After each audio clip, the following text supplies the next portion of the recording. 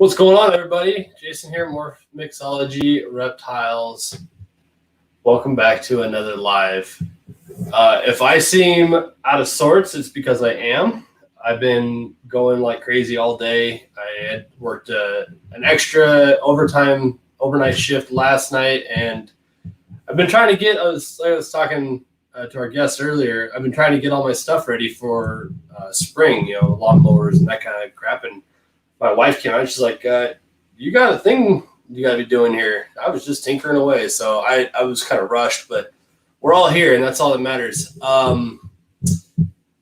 So, yeah, we'll get into all the business stuff here in just a minute. And freaking Herbert, man. Herbert, I want to challenge you to, on the next one, do not comment more than an hour before the start. And I want to see if you can still be first. So let's do that. No more than an hour before the start. It's funny, we got Robert in here. It looks like third overall. So we're going to go ahead and we're just going to jump right into it and bring on the man of the hour, Robert. Am I correct?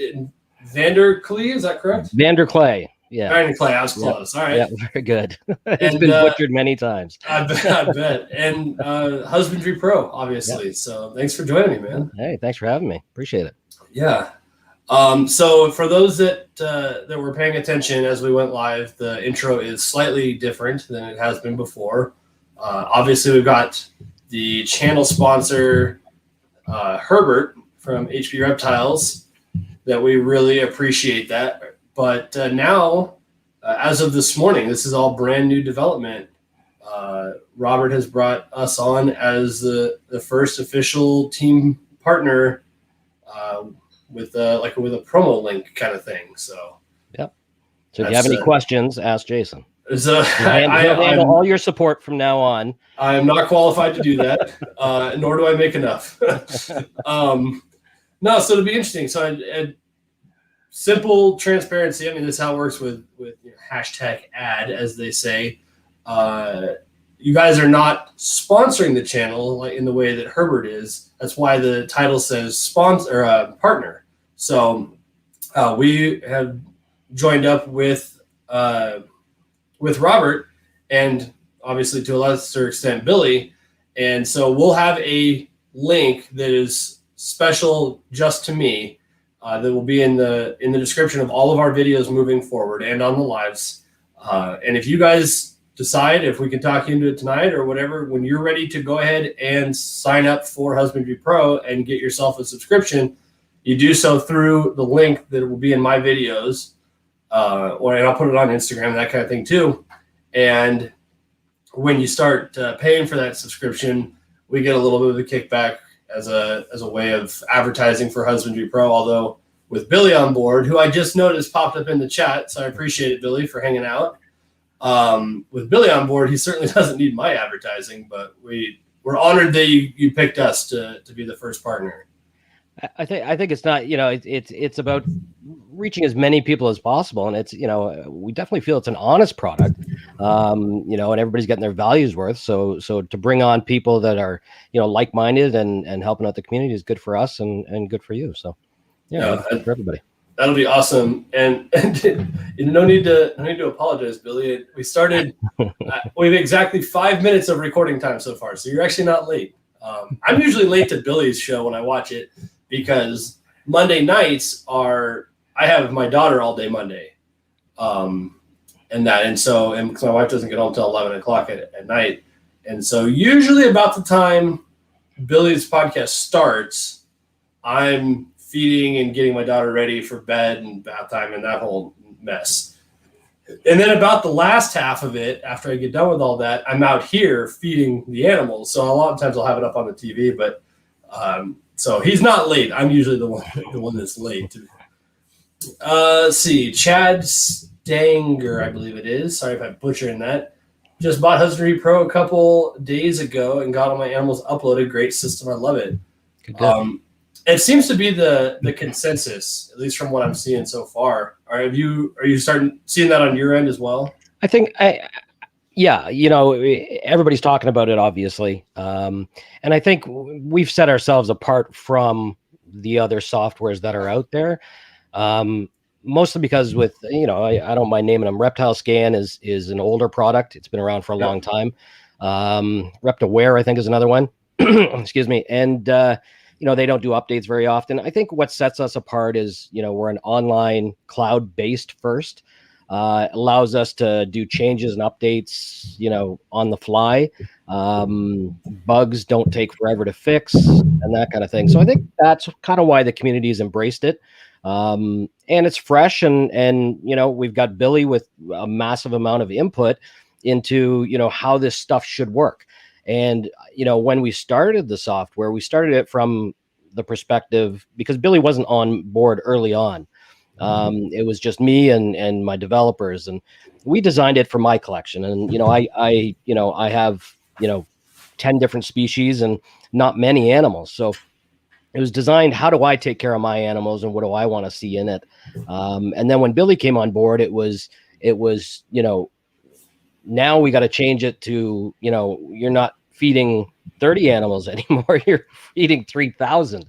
Right. So those changes had to happen. So I think, having it tested from the standpoint of somebody with a few different species to somebody with a ton of one animal, made it, really encompassing for everything. And the fact that we really designed it with the thought that it's, it was named Husbandry Pro for a reason, not Snake Pro for a reason, right? Yeah. Because it has the ability to be used for ferrets and any animal, really, right? We have people using it for fish. We have people using it for dogs. We have people using it for a lot of different animals. And that's where it's going to go. So I think that's kind of what sets us apart, because we want to try and get a little bit from everybody, right? Get a little bit of, why does Jason want to use it? What's the one thing that, makes Jason want to use it? What's the one thing that makes Billy want to use it? Put all those things into it.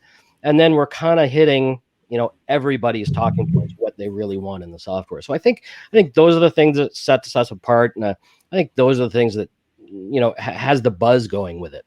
Right. And the fact that we make updates and changes. And yes, you do have to shave your head.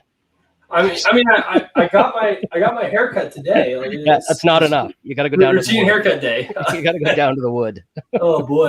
The last time, I know, to be fair, I've never had a fully bald hairdo. That's just not my style. I'll tell you what, if I could grow a beard like you, right, or like Chris Graham or whatever, like I would totally go bald. That'd be awesome. Yeah. But when you get to a certain age, some of us don't have a choice. We have to. Otherwise, we've got the cul-de-sac going on. That's right. It's not a good look. But it's funny. The last time I've had like a shaved head, down, like one all over kind of thing was in basic training it was in the military for sure.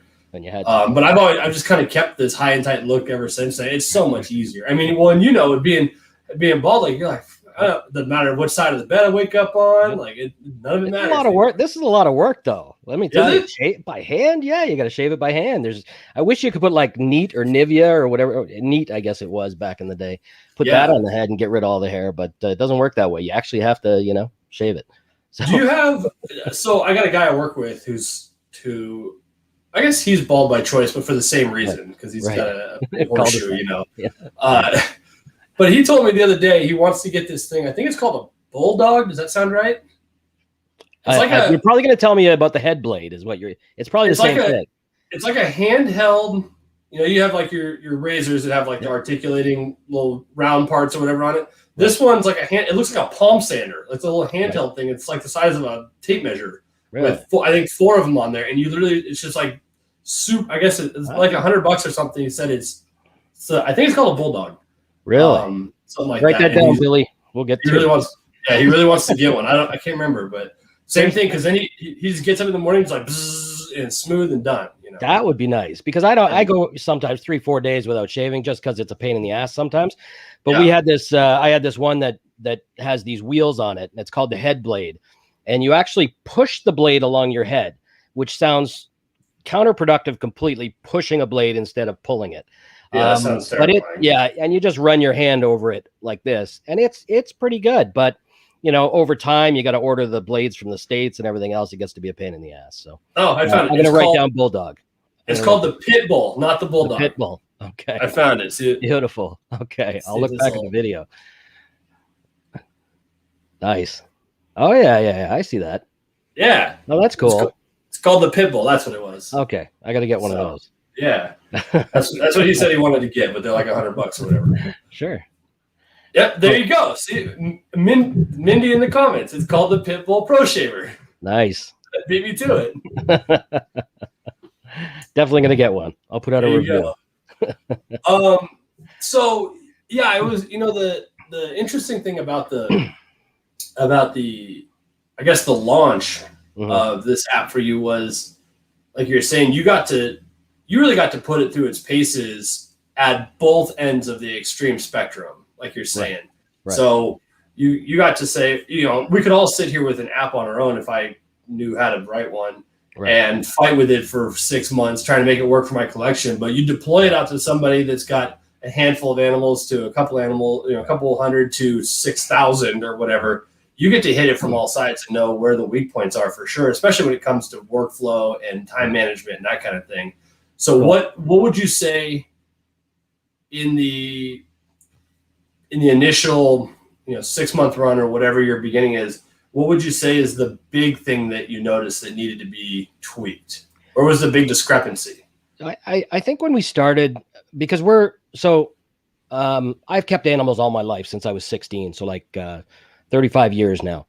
And my developers know nothing about animals. They're not animal people at all. So I think because we write back-end software for businesses, that's what we do for, our main business. Getting them to understand it was one of our biggest challenges. So I think the first iteration when we came out with it was a very, structured in the box kind of thing. But we needed it to adapt to everybody because of all the features we found, we were just adding and adding and adding and adding. And it was getting overwhelming, even for me to look at sometimes. I would be looking at the stuff and going, A connects to C and Z and back to B. It was getting kind of insane. So, and it's still pretty daunting. I get it when people load in for the first time, when they onboard. So I think when we first started, we had, 10 or 15 menu items. You could turn them on and off. So that wasn't a big deal. So that was okay. But we started finding when people came in for the first time, there was still a little much for them. And we're not, even today, we're probably only halfway through some of the features that we want to get in there. So I think we relook at it every month. And every month, if I go back a month and a month and a month and a month, it changes completely. And we're actually at the point now where we're starting to go back and look at some of the things that are in there and completely rewrite them because they don't necessarily work as well with the way it is now to the way it was then when we first started. So I think every time we make a big change, we bring on, Billy starts saying we need this, and this is how, this is how a bigger operation works. It changes a lot of the things from the previous iterations of it that are still in the code.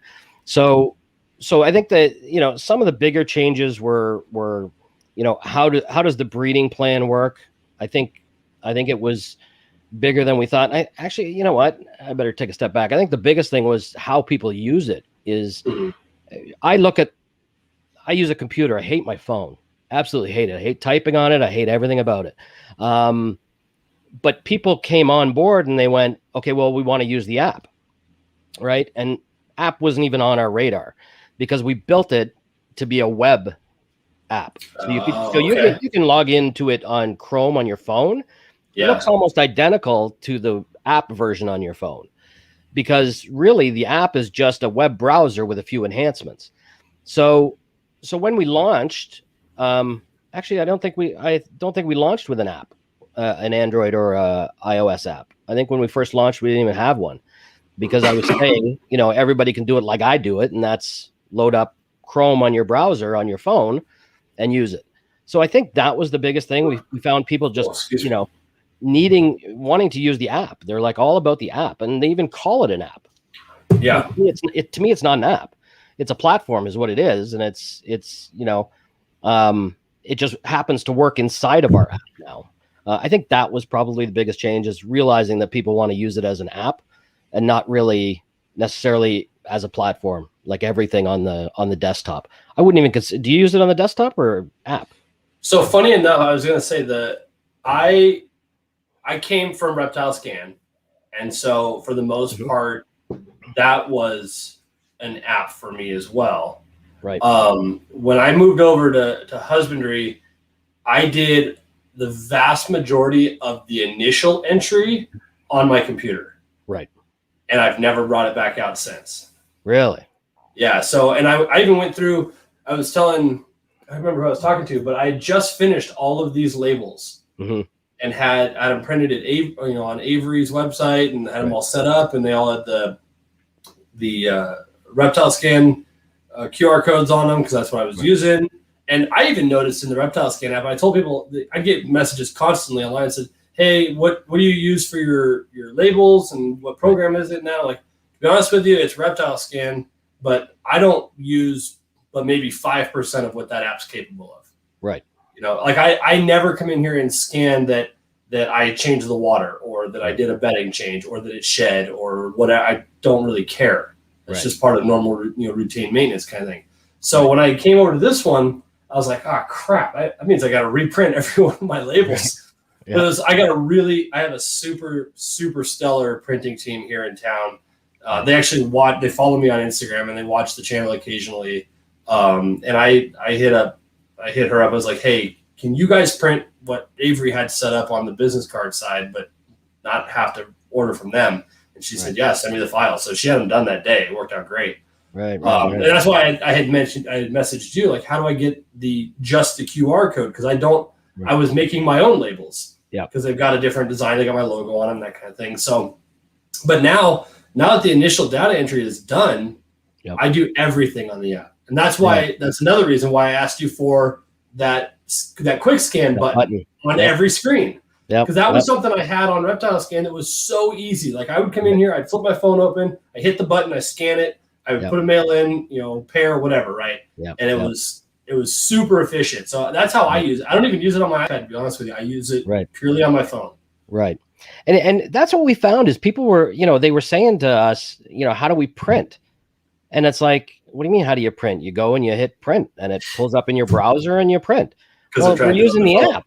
And it's like, why would you print from an app? Right? It's like, because that's so foreign to me. Right? Like, I didn't even know you could connect a printer to a phone. Right? So I guess you can, because they're Bluetooth, right? Or wireless. Yeah, they're wireless. So I guess you can. So that wasn't even on our radar to print from the app. So we had to, we revamped the apps right away to allow printing from the apps.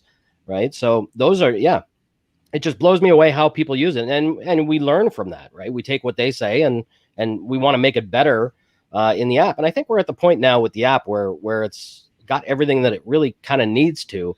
And I'm hoping we don't have to revisit it again, redoing the apps, because that's, another part of my team that is a lot busier than my web developers. So I don't, and pushing out an iPhone and an Android app is a bit of a pain in the ass each time. So I bet. But we're recognizing that the app is important. And the other thing that bugs me about the apps, though, is that people will download the app, and I got a review yesterday or a couple days ago, a 1-star review on Android that said, I can't add a corn snake. This is stupid. Well, we know it works. We know you can add a corn snake, right? So, the app also, I don't think, gives the full. It's huge. The whole app, everything about it is big, right? When you get in there the first time, we get that, it's a little scary, a little daunting. And if you don't watch the tour when you sign up, and you don't watch the videos of me talking, it can be a little much. And I think that's where, we're going to get a little negative feedback I think we need to also do a better job on educating people and getting them on board a little bit better. I just don't know how yet. I don't know how to make it simpler. Right. You need to start a TikTok and do instructional videos 60 seconds at a time, because that's all our attention span is anymore. Probably. Yeah, I don't know. Actually, I'll try. You watch. I got a note here from a little birdie that I have to address. It says, Melinda Happy 30th birthday. Now get off your phone and pay attention to the show. If I did my job, I should have our first guy sign up here. So, and it said I wanted to. Oh, Shade Tree Exotics. Point I say he's looking forward to working with the app pretty soon. So even I call it an app because that's all I use it for. Yeah. Shade Tree. Just so you're aware, I don't know if you were here at the very beginning, but we are on board with the team now. So there will be. It's not there at the moment, so don't go look for it. But when the live is done, I'll add the link from our side to Husbandry Pro that you can go sign up with, and then if you end up deciding to stick with it, then we get a little bit of a kickback for helping out the team. So that's good all around. A good way to support the channel and to support Husbandry Pro, obviously. So beautiful. So don't do it now. Do it after though. Yeah, just because there is no link there at the moment, unless you want to go down and buy some VenomLife gear or a Happy Watch. What does Billy said? Oh, it said, okay, it's a preemptive. So Billy said he's going to do a live with Catherine. They can answer questions and show them live. So the cool thing, I got to say, I've been watching Billy stuff for a long time, obviously, and the new quick off the cuff daily upload thing he's doing, the daily live, what's going on in mutation creation, whatever. That's super neat, and he's obviously got it set up, figured out now with his cart and whatnot that he can do, screen sharing and that kind of stuff. So they can literally be cruising around in his facility and say, oh, I'm going to do this pairing. So I'm going to scan this one. It shows you on the screen what it's doing. I'm going to scan this one and put them together, whatever. So that'll be kind of neat to watch for sure. So can I complain about one thing so that you can tell me that I'm an idiot and haven't figured out how to do it yet? Sure. Or I can go, what I've done a few times, I've gone, oh shit, why didn't we think of that? It's happening. Like you said, it is a little expansive in that I think one of the big things, and I'm even noticing with myself as I get deeper into it, is I haven't just taken the time. I do this on my laptop sometimes when I'm bored. I'll just sit there and I'll scroll down that left panel that has all the stuff in it, and I'll open a tab and I'll click on something and see where it goes. Right. And a lot of that turned into table settings and animal settings and that kind of stuff. There's a lot of customizable features in there. So it does take some time. You got to familiarize yourself with what it is even capable of doing. I remember I sent you a message that said, hey, my wife names all of my snakes. She has no clue what the genetics are or what the ID, the serial number are. So can I have my racks display snake names instead of IDs? Yep. And so we were able to get that sorted out. Right. But I went the other day because I have on these breeder tubs behind me, I have all of the ovulation, all of the follicle size, the follicle development written on the tub as I record it, just so I can quickly glance at the tub and say who needs to be bred next, that kind of thing, right? Right. And I went to put some pairings together, and I couldn't remember because some things have changed this season. I couldn't remember what male I had put with whatever female back here. Now I do have them all written on a whiteboard over here on this door. I'm only 3 years into this, but I'm old school in that way. I like having stuff written down. But when I go into breeding plan, it sorts the breeding plan by the males. Right. Is there any way to change that to where I can sort my breeding plan by the females? Because sometimes obviously the same male will go to 2, 3, 4 different animals. I couldn't care less which one he is. I'm trying to figure out which one of the males, or if you're deliberately doing a dual sire clutch or something like that, I need to say, well, I bred male A last week, so I need to breed male B this week to the same female. Right. So no. Easy answer. Damn it. When we look at the breeding plan, I think because you can have, it just made more sense to us because you can have multiple females to a male, that the male was the main animal. That makes sense. Right. So for us, everything revolves around the male until the female ovulates, and then everything revolves around the female. Correct. So and she becomes inactive with that male because you can have multiple females. You can have females going to multiple males. You just put them with the male in the other columns. I think if you did it the other way around, it would probably still work the other way around. I'm just thinking now, and and I could be wrong. I think it probably could work the other way around, where you're female, but then you'd have a lot of females in their own, because you're usually only doing one male to a female. Correct. Right. So then you would have every female with one male, and that list would be, you couldn't, your males would pop up a few times. Yep. On the left-hand side. So yeah, I think it still makes more sense to do it the male. If somebody could tell me the real benefit, like what we could do is we could do sorting, we could do filtering, where then it closes all column or all rows that don't have that female in it.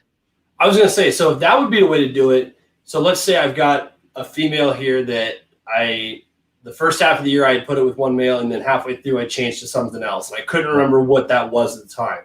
Right. If I could go at the top and search that female's name or ID number or whatever, right, and it would display both males under her or whatever, right, that would be cool. Because I think is what I end up doing is, like, even my board is arranged. Actually, that's not true now that I look at it. So when I go to plan my pairings, my wife and I stand out here and I go through my females and I say, right, what do we want to put with this to make whatever? Right. But oddly enough, now that I'm sitting here looking at my breeder board, my breeder board is laid out with the males in orange and every female I plan to put to him, put him to, in a different color underneath. Right. So it makes sense to you too to do the males, and then you add the females to them. Right. Yeah. That just made sense to me when I was doing the design on it. So, but yeah, we could definitely, what we could do is at the top, we could have a filter for male and female. You type in the female, and then it would just remove every row that doesn't have that female in the male's column. So the male would still be there. That whole row would be there with the male and all his females, right? Those ones would be there. That'd be sweet, because right now when you search at the top of that list, if I type in the name of one of my females, they all disappear. I'm surprised Billy hasn't told me to do. He hasn't said anything about that yet, because I can imagine having a collection that big. Because for me, I look at the breeding plan. I'm good. I'm scrolling a little bit. It's not a big deal. I got 6 males, 20 females. Right. For me, it's no big deal. For somebody like Billy, that list must be massive. So and I know sometimes he does deliberately put in, or you have a plan for this specific male and he just can't figure it out, so you go ahead and throw a backup male in that's totally different or whatever. And I've seen on Billy's videos sometimes a third, and it would be nice to know which one it was and when. I will say, for those that are in the same situation, if they've noticed or experienced something like this, all I did was scan the female's card and went back and viewed her recent activity, and it showed me, or you scan it and click pairing, and it comes up immediately with who it's supposed to be with. The first one it's supposed to be with. Exactly. That only works if there's only one. Right. Yeah, if there's only one, but it gives you the first one that comes up in your breeding plan list. Yeah. Right. Yeah, that'll work. I've got a couple that I've changed the male partway through, and that doesn't work when I scan it that way. But right. Other than that, very common. Right. Yeah. So other than that, I've been really happy with it. I will say, I know you guys have talked about, actually, before I go on, let me shout out Martin's Exotics. I got a message from him too. I saw on my phone. Love you guys. I'm getting Husbandry Pro soon. Like I said, for everybody pay attention. If you want to get on board tonight, wait until after the stream. So in somewhere between 30 and 90 minutes from now. And there will be the very first link in the top of this video, and every video from here on out will be my link to sign up with Husbandry Pro, so you can support the channel as well. What was I going to say? Oh, I know you guys have been talking about the calendar. Yes. And I remember when you were on Billy's, last week or week prior or whatever. Yep. You were talking, and somebody had mentioned notifications and push notifications. That I agree with you that the push notifications for feedings and all that crap, that's way too much. That's insane. Right. I like Billy's idea that you can turn it on. It's like as soon as you open the app, it comes up on almost like an overlay. Right. Before you start, you get like this pop-up bubble that says, hey, you need to do these 6 things. Right. And you can just silence it from there or whatever. That's kind of cool. Yeah. But I would like to see, just because I'm not necessarily in here every day. I try to be, but it's not realistic.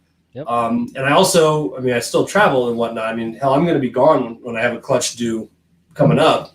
Right. But it would be cool if when you scan it and when you scan for prelay shed and I click it in as prelay, that it automatically adds a, even if we go all the way back to do a pre-ovulation shed, then it automatically adds 21 days later a date on the calendar for ovulation with a notification that says, hey, go check. Because right now is what I do is I just write on the front of the tub, and they're all color coded.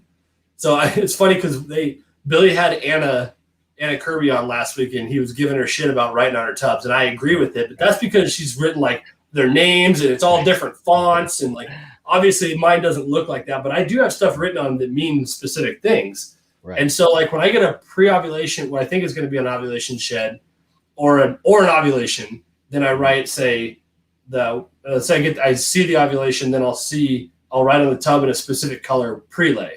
Right. And so that would be cool when you scan ovulation that you automatically get a calendar entry and a notification that next time it pops up, whatever, hey, this girl should be prelay, or the next shed you see or whatever.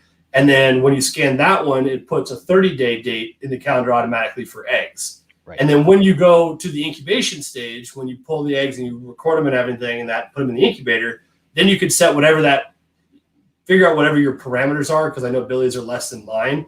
Right. But say, put an automatic date down 56 days from today and alert me kind of thing. So we're working on a lot of things like that, but it's great when, because all these dates and everything else, and it's easy for you to articulate what you need. When from our standpoint, we sit back and we go, okay, so that's called a trigger. So we need to set up triggers, right? Okay. When you do something, what happens, right? So we're working on a trigger system, but your trigger system is fairly easy.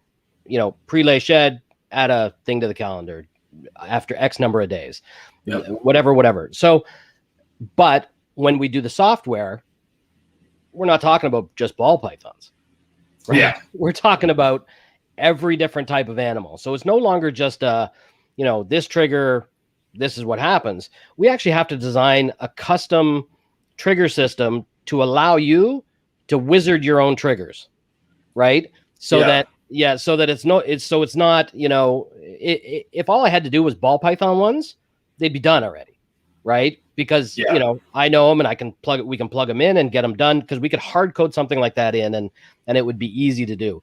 But when we look at a trigger system, we actually, just like the print system, the print wizard system, it becomes way bigger but it's the same. It's only one thing. But with these triggers, we have to look at all the different possibilities that everybody's going to want to do with every type of animal, right? How does it effectively work for everybody? Because the problem is, if we put something in that's just for ball pythons and somebody that has boas comes and tries to use it and it doesn't work for them, they're gone. They're no longer a subscriber, right? Yeah. They're like, oh, this is built for ball python people. It's a friction point. Yeah, exactly. So we're really conscious of trying not to do that. We know we have some of that in there already, unfortunately, but just like when you add an animal, you need to say whether it's a live bear or an egg layer, right? Because there are functions that are built around whether it's an egg layer or a live bear, right? Okay. Because if you have a reproduction with a sand boa, you don't create a clutch, right? Your reproduction is then, how many live animals and how many slugs were there. That's it. Yeah. Then you're creating your neonates right away, right? As you're doing the reproduction, you're creating 10 different animals now, right? Yeah. Or 10 new animals.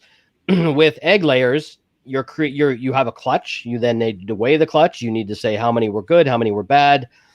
We're going to incubate them now. And then later on in 58 days for ball python people, you then are creating your neonates, right? From that. So there's those kind of things that we have to make sure that when we build things, that they work for every type of animal and not just the ball python. So it is an easy thing to do, but it's not easy once we look at the big picture of the software, right? So yeah, triggers are coming, and I'll tell you the truth, we build them for ball pythons first, right? Because that's our user base first, right? Well, We have more of those people. Let me ask you this: having zero concept of how web development, app development works. Right. I'm an air traffic controller. I'm not a computer guru. I pay other people for that, right? Mm-hmm.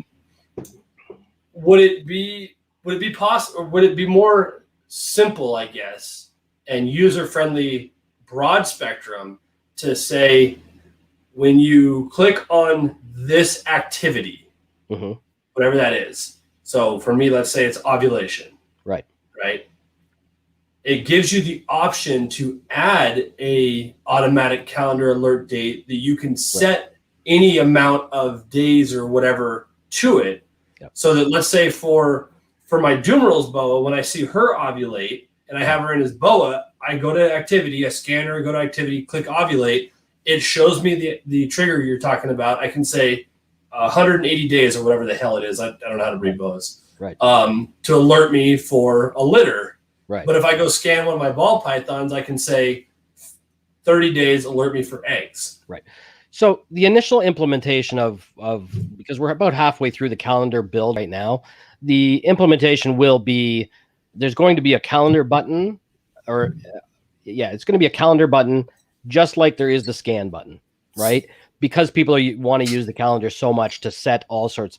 You'll be able to set every notification just like you do with Google Calendar, right? Okay. So we're planning on that type of thing. So when you have your clutch, you'll be able to press the calendar button or the notification button and add it to the calendar at that point. Any information you want, any reminder you want, recurring or not, all that kind of stuff. So we're really treating the calendar as a calendar with notifications in it for dates and times, right? And that's kind of, the only way that we see doing it. But then we will tie in triggers to allow those to be built automatically. Well, in that case, Billy wants to know, can you create a trigger to trigger a trigger? Yes, we absolutely can. Billy, we can do anything now. I was going to say, I kind of get the feeling with coding in that if you can come up with it, it is possible. It just may take a couple steps to do it. Does it make sense, and is it worth our time? Those are the only things we need to ask. Yeah, that's a good point. But we can.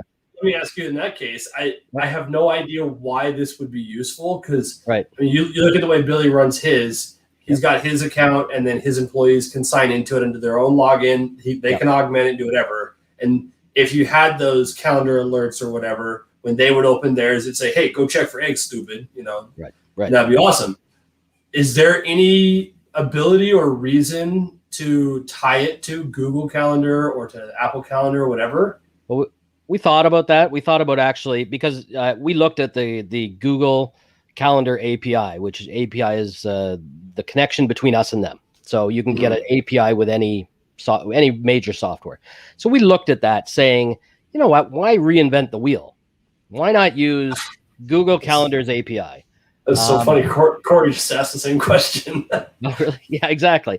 So we thought about that, but you know what? The fact of the matter is there are people that don't want to use anything from Google, just like there are other people that don't want to use anything from Apple. It's like there are, those aren't real people. Have AOL.com email addresses. Yeah. Right? Or Hotmail. Those people are out there, and they just, so we have to have everything in the system, right? We have to build our own, right? So that they go to us, everything's in it. And we also then have complete control over it, right? We're not, when they change their API, right, which happens all the time, we're not broken for 3 days. If they're down for a couple hours or something there's a connection issue of some sort, it doesn't affect us. So we want to have all our eggs in our own basket, really. So Herbert asked, and I'm going to infer what he's talking about. I don't know specifically, but I know you guys have the store. Yes. Idea, which I think is super rad. If I can figure out how to make it work, I'm going to do it. Like that's. Luckily, I don't have anything. I think there might be a video somewhere. Yeah, exactly. Right. I can get a TikTok. Yeah, exactly. I'll make a TikTok tonight. But is there an invoicing system? And from what I gather, he means is like in the way of PayPal, where I can go in and I can send even to a PayPal address an invoice on my letterhead with my logo, with an invoice counter and predetermined shipping rates and all that stuff that's canned, so that I can just go print out invoices as I need. Right. So there are about 5 to 8 things that are actually in the software right now that nobody can see but me, right? And my developers. Invoicing is one of those things. So, but it's not, send it to them and they can pay it. We don't want to have anything to do with anybody else's money, right? So you can create an invoice that says, this animal, this price, this tax, your logo, your address, just like making a QuickBooks invoice or something like that. And then it will send a PDF invoice to whoever. Well, that would be my next question. Is there some way, of course there is, but is there some way to tie the invoicing system that's internally, my thought process being, you take the clutch out, you log it in Husbandry Pro, it assigns it's a new animal. You take those, you import them into your store. People go to your store, they say, I want to buy this one. They select buy, and it generates an invoice either through your QuickBooks or through your PayPal and shoots it out automatically so that they can pay it, but that takes place on a third-party location outside of Husbandry Pro. Is that possible? Absolutely. But the store, I don't know if we called the store the right name, right? Because it's not necessarily a store. It's a catalog of your animals. You can't buy anything. You can just, contact. We could allow a user to completely do a checkout on that for an animal. I don't know how many sellers, I'm not one of the people that would allow somebody to just come and buy an animal and be done with it, right? Pay for the shipping and it going to them. Not because I care. I do care who gets my animals and whether they're taking care of them or not. Maybe that's a small guy problem, right? That I want to know that you're going to take care of my animals, right? If it can be done where we could allow people to link to their PayPal or their Stripe accounts, and do a whole payment checkout thing. But that's another one of those things where, because we've done that exact thing for another client of ours, in another industry. So we could easily do that. I don't know how much of a feature that is because there aren't a lot of people using the store right now. Well, right? And now that I say it out loud and I think about it, we all use Morph Market, which is the largest indexed catalog of snake sales out there, but you cannot buy anything from Morph Market. I don't know a site that you can actually go and pay except for an online pet store, right? Yeah. Like, monarchreptiles.com. You can buy an animal from them online, get a shipping quote through that goes with Reptile Express, and you can check right out and buy the animal. But that's a pet store. I don't know how many breeders that actually allow you to buy a snake, check out, get the money, and away you go. I have it on my website. You can actually buy an animal, pay for it, and away you go? Absolutely, and it happens regularly. So our thought process with that is our intent is to build a WordPress and an open cart link that allows you to put your animals with a click onto your WordPress or open cart site. Well, and that would, what else would be kind of cool? Because I know a lot of people have, they have their own website that sources a store as well that you can actually buy through, like mine. Right. It would be cool if they were if somehow they got to the Husbandry Pro store as opposed to my website or whatever. Right. And they decided they liked this animal. If they clicked on it, it went to my website where they could actually check out. If you open a ticket for me that says link store animal, that's all I need to know. We can have that done in less than a week because all we need to do is in your animal, allow you to put a URL in there. Yeah. And that's it. That'd be awesome. Because then it wouldn't matter. Buy me now. Yeah. And it wouldn't matter who's hosting our individual websites of that. It just goes to a checkout page. That's beautiful for us because then if somebody clicks that button, it's out of our hands. We don't have to do anything at that point, and it's on your site, and they're buying it from you. Yeah, because it almost makes it seem like I understand why, for instance, why John Lehman never put a checkout, a purchasing thing through Morph Market. I understand why you guys don't have that option. But if we could all be intertwined so that it doesn't matter whose website you end up on, if you want that animal, it all comes back to the breeder's website and you can check out and buy it. Yeah, but people aren't investing the money in a website anymore. I know. Right. So website is, I don't want to call it a dead thing, but for this type of thing, I think it's gone the way of the dinosaur for sure. You're one of the few people that I think still would spend the time and the money to put together a website for their animals when there is a morph market, when there is whatever, right? Yeah, it's your animals. Yeah, it's right? $300 a year to keep mine current. Exactly. Yeah, for sure. And then if it's built on WordPress and you have a hack, well, what are the costs at that point, right? Because developers aren't cheap. I just had a conversation with a guy that sells orchids, and he's spending. There was a checkout issue, and his developer, he calls me and he says, "Hey, Rob," he's a friend of mine. He calls me, he says, "Hey, Rob, what should I be paying? There was a checkout issue." Well, what was the issue? Oh, he said code breaks. I said, well, code doesn't break. It's either broken already, right? And the bug is just presenting itself, right? Yeah. Or somebody else did an update that affected their site. And he says, well, it cost me, $800 to have them fix it today. And I'm like, well, what did they do? Right. So that's where the problem lies with websites, is the developers, right, are soaking people, right, for little things that, so if you have them, leave them on Morph Market or sell them another way. Just trying to keep these things current, the websites, you're lucky if you have no problems and it doesn't cost you a lot, right? I have clients that we run, full e-commerce sites for them. And if it's built right in the first place, I don't hear from the customer in a year, right? Because you shouldn't have to, right? If there's an update that's rolling out from Square or Stripe or PayPal or whatever, the developer should be able to plug that into every site almost instantly, right? It's the other problems that if it's not done right in the beginning. And so if you do your own site, what's your site on? Is it WordPress or? Well, it's through Wix. It's through Wix. So it's Wix's. So Wix and Shopify, they don't really have those issues, but they're expensive comparatively, right? So, well, and admittedly, I don't go to my website routinely to make sure it's still healthy and alive. Right, exactly. So it could be all screwed up right now. I wouldn't even know it. Right. But Morph. So the thing is, Morph Market's running all the time, and there's no issues with it, and there's not going to be an issue with it because as soon as John hears that there's an issue with something, he's going to fix it, right? Well, there's no issue unless Justin says that there's a gene you need to buy, and then it crashes. Right. Yeah, that's a little bit different problem.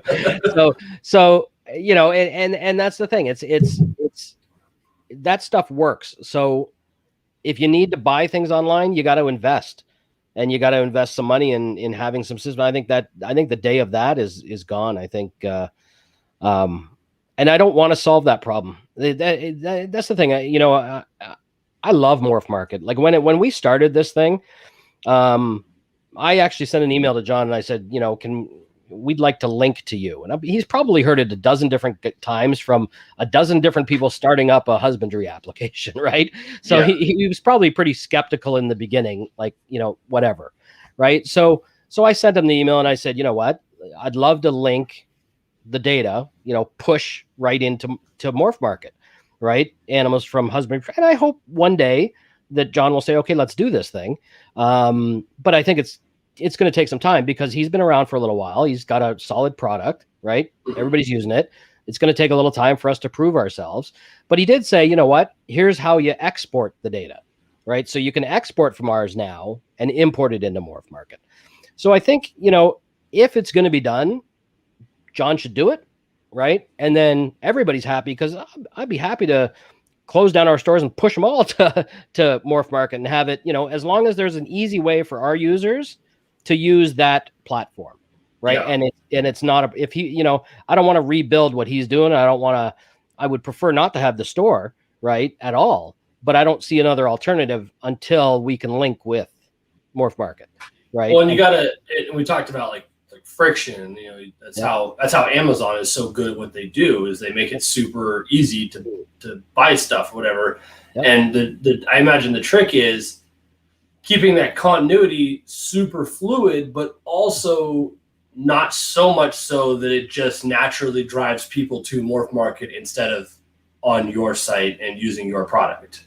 Right. But as long as we stay different, and that's the thing, yeah, exactly. Yeah. Right. So I have another site, reptileclassified.ca, and I've had that site for years and years and years.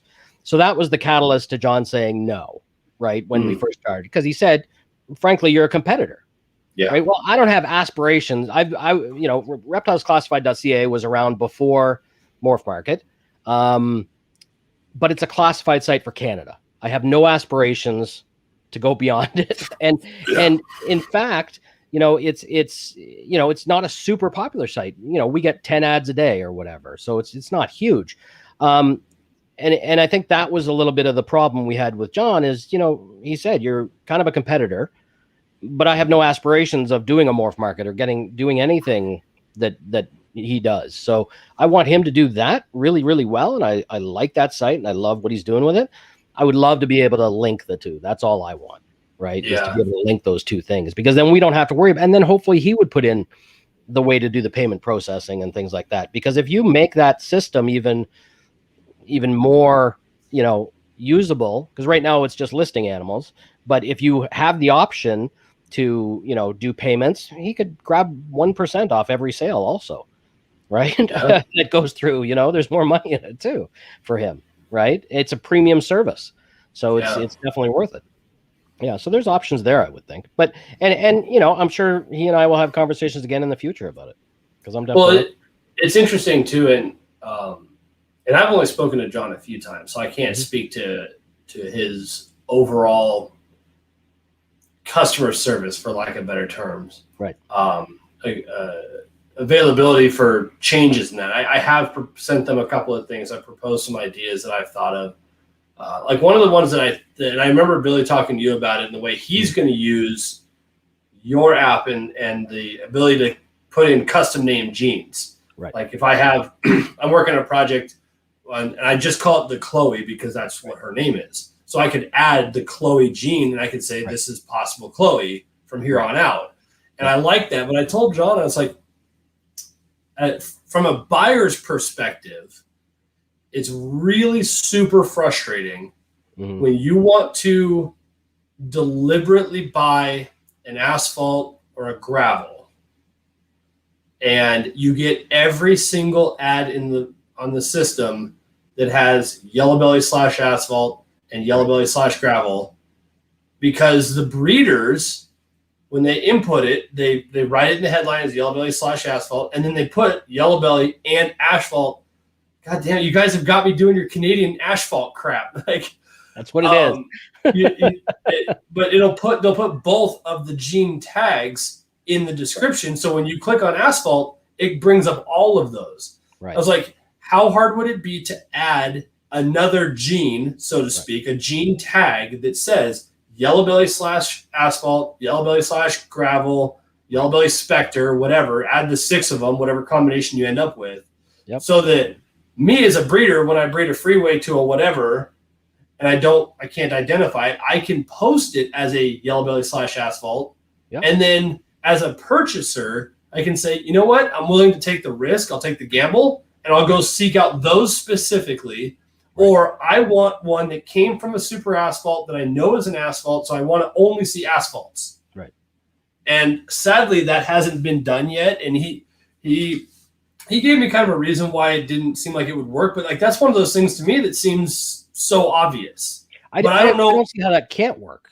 Yeah, and I don't know how his system's built. I don't know how easy it is to implement something like that. And I haven't had this kind of interaction with him, obviously. But it's built on Python, and it can he can do anything he wants with it. It's built from scratch, so that could absolutely be added. I think it comes down, and we're trying to please everybody right now. He doesn't have to. Right? That's fair. I mean, he's already established. Yeah, exactly. At some point, we're not going to have to please anybody anymore, right? But you get to a certain point, right, where you've done enough, right? If you have and like anything in life, you get to a certain point, you sometimes don't want to strive for more, right? How much of the pie do you want? There's sometimes when you get to a certain age in life, you just want to kind of, slow down, right? And be happy with where you're at. So the cycle of the software may be at the point where he's happy where it's at. And that's not a feature that's required, right? Yeah. And it may, in his mind, cause more headaches than it's worth. And until more people ask for it, that's when you're going to get that, I think, right? Well, Brent said, look for asphalt and exclude yellow belly. And this is one of the answers that I got from John. Right.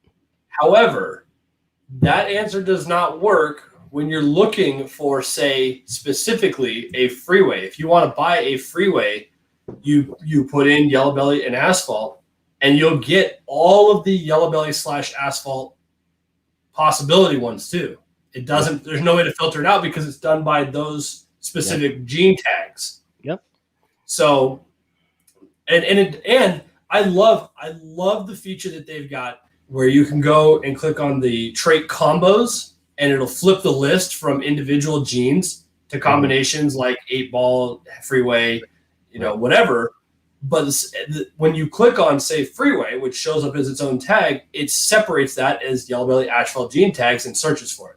So it doesn't change anything. Yeah. You know what I mean? So it's just those tables are insane. I don't know how they manage those tables. Like, I've had conversations with Bernstein. I don't remember his first name at World of Ball Pythons, and Thomas, and just the amount of data and the amount of upkeep. And I'll tell you, that's probably why you're not getting it, because it takes so much time to keep those things updated and current. And people ask us that all the time. Are you going to put a gene calculator in? I'm like, no, because you know what? Just we would have to hire somebody to manage the gene calculator, right? And there's better gene calculators out there already, right? Morph Market and World of Ball Pythons have already done a better job, right? Yeah. And then again, we're going down the rabbit hole of being for just ball pythons. Right? Then I got to do it for cows and I got to do it for ferrets and everything. Right? So that's just somewhere we don't want to go. But I get, so I understand why he may not want to do it. Right? There may not be, he can do it for sure, but I get why he might not want to. There's probably if I'm the only guy that's asking for this, it doesn't make any sense. Right. When multiple people start asking for it and pointing out why it would be a benefit. And it's happened to me too. I've been, I've had one guy ask me for something and that's stupid. I'm not going to do that. Right. And then I get another person ask me and I go, well, and then a third person asks me and tells me why it makes sense. And then if I can't deny that it's the right way to go, I'm going to do it. And he's a programmer, right? So at the end of he has a product. So at the end of the day, he wants to make people happy. So it's just a matter of getting enough people to ask for it and show him why it's important to have it. For sure. Okay, so I on my list of things, and then actually I've got a couple of comments here I want to go back to, but on my list of things that I want to know about is, when are the custom rack configurators coming? I should have put up a screenshot. I was just approving the final iteration of it today. When I think when I was on Billy's thing, I said it would be a week away. So these things don't always work the way I want them to.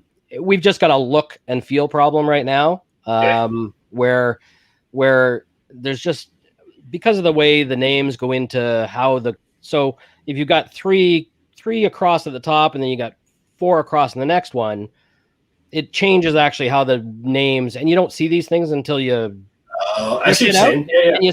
And some have 3 dots on them and the width of the thing is wrong, and then we have to calculate how many letters show up on the wider ones, and then we have to look at it on how does it look on a phone. So it's done. I just have I'm a little picky when how it looks. So that's kind of where we're at right now. It's just about how it looks. Because the rack that you're sitting on right now is a level of Freedom Breeder 40s, a level of 90s, and then 2 levels of 66.5 boa tubs. Right. So I need 1, 2, and 4. Right, exactly. Yeah, and that's what the new system does. And it's built. The designer's built. The how it looks is built. How everybody goes into it is built. That's all built. Okay. The other thing is, I don't know if I want to push it out as a separate rack system or if I want to just change the rack system we have. So I need to make that decision too. Oh, yeah, makes sense. Because why have 2? True, but the pre-canned racks that everybody uses is super handy too. Like I can still have those in there. Yeah, you go in and say, I bought a 1040/40 from Freedom Breeder. You hit the button, it's done. You know, like that's cool. Well, I can still have that though. It's just a matter of now that's just going to take more time to stick them both. Like right now they're separate. I got on my version of the software, I've got 2 links, right? I got one called Complex Racks, and I can build a complex rack, right? So do I leave it like that, push it out, and then after, you know, another couple weeks when we have a little more time, go and stick them back together, right? Make it into one system. I think that might be the way to go, just to get everybody happy now, right? And then put it together later. So I don't have it anymore because this used to be a stack of enclosures that I built for some of my animals. Do you have it set up to do that? So like what I had back here was a 6 by 30 by 18 with 2 3 by 3 by 2s and 2 3 by 2 by 1s. Like, do you have the ability to build a wall of enclosures like that in the app as well? Not in the complex rack system, excuse me, because it's going to be a rack system. Okay. Right. So we are going to modify after the rack system's done. We're going to do a cage system. People have asked for this graphical representation. It's super hard to do because, you know, we can design it for a desktop and it looks phenomenal, right? Yeah. You can slide across, you can see the whole wall. Everything looks great. Then you jam it down to a phone, right? And all hell breaks loose, right? Then the stacks, really the way mobile development is, they should, instead of being beside each other, they should drop down below each other because they have to stay a certain size to see them on your screen, right? Yeah. So I think it's a more difficult process, and all it's doing is satisfying the visual. Yep. That's all it's doing, right? Yep. We want to see my racks a certain way. Well, we have this grouping, you know, we have quick actions and we have grouping coming out and all that other kind of stuff where it's not needed from a programmer standpoint. You don't need to see this stuff, but we get that people want to see it. So yes, it's on the agenda to do. It's not high on the priority list. It's going to probably come after calendar. We're doing complex rack is a really important one. So that's going to come out next, and then we're going to move on to the calendars, I think, and then we'll circle back to the racks, providing nothing else pops up that we actually have. Yeah, and complex racks is going to be handy because, like, if I go to, like, I'm going to change this top level from 40s to 80s. Yep. Because I need it for my build out, and my grow out rack is currently 13 levels or 12 levels of FB10s and 3 levels of 20s. That's about to change to 10 levels of 20s and 5 levels of 10s or whatever. So being able to go in and edit that would be super handy. But with that, I would like to see some kind of quick move feature, I guess is the best way to put it. So if I go in, if I have the rack sitting in front of me on the screen, I can click on this tub right here, and there'll be a button for quick move, and I can go over to a blank rack spot and click on it, and it transfers it over there automatically and takes it out of one and into the other. Because the problem we have now, I've noticed, is you have to move an animal from an occupied bin to an unoccupied bin before you're able to move another animal into that one. But I might not, you know what I mean? I might not have a spot to put them in the right. It doesn't swap out. It doesn't swap out. Like if you move, you know, A1 onto B4, they don't just switch positions. I don't know, but what if I don't? Like, what if I'm moving one out of this rack into this one behind me? Going from one rack to another, we haven't done because again, that's really dependent on what screen you're using. Because how do you drag, you know, on a desktop? That's fine if they're beside each other visually, but then how do you drag and then slide the page over? Well, that's why I'm saying not do a drag and drop, but have it in kind of like when you select an animal. Like if I scan this animal right here and it comes up with that drop down for an activity, maybe right below it be a button that says like quick move or something. Right. Then you can go back to the racks page and paste it, so to speak. Right. So I guess what we could do is right now, I think if you click on an animal in a rack, it pops up a modal now, which is like it does a pop-up with what you can do in that rack. And there's a view button animal at the top. I guess we could put a move animal button and then just mimic when you're setting it originally. You know how So like you set it so you're originally? saying if you just scan it? No, if you look at your rack, look at me. I'm pulling up the software that I wrote. Okay, so if you go to your rack, so racks, and then just browse racks. Okay. And click view on one of the racks. Yeah. On the rack. Got it. Okay, so you're at the view rack. So there's toggle slide button or whatever, right? You're at that. Okay. Okay, so click on one of your animals. It pops up a modal, right? Where you can put an animal in there. You can remove animals from the rack there. Weird. What? So this is part of what we're talking about. This is further in depth of how this works that I've never done. I've never clicked on view the rack to know what's beyond it. Okay, yeah. So you can do, that's where you do, your activities to it. Our problem is, and I'll tell you, when you have a button, basically the bin is a button. Well, there's only one action on a phone for a button. You can't right and left click on it. All you can do is press it, right? So something has to happen when you press it, right? Okay. So initially when we had it built, what you would do, you would press it, hold it, slide it. Okay, that's what would happen.